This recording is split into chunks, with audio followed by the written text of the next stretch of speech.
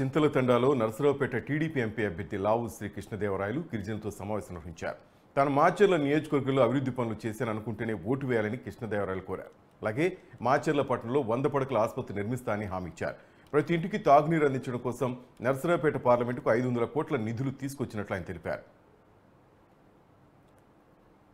నేను ఈ 5 సంవత్సరాల్లో నేను పార్లమెంట్ మెంబర్ గా 5 సంవత్సరాల్లో కేంద్ర ప్రభుత్వం నుంచి తీసుకొచ్చినవి మీకు ఒకసారి చెప్తాను.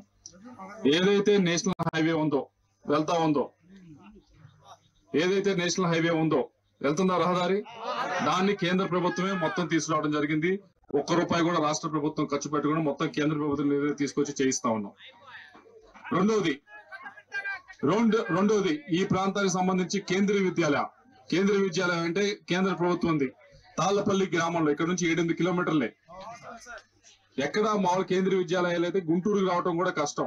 గుంటూరు, తెనాలి ఇటువంటి ప్రాంతాల్లో కూడా ఏదో 10 సంవత్సరాలు కొట్టిస్తారు. అటువంటిది మాచర్లో ఒక మారుమూల ప్రాంతానికి మనం కేంద్రీయ విద్యాలయాన్ని ఈ సంవత్సరం శాంక్షన్ చేసుకోగలిగాం.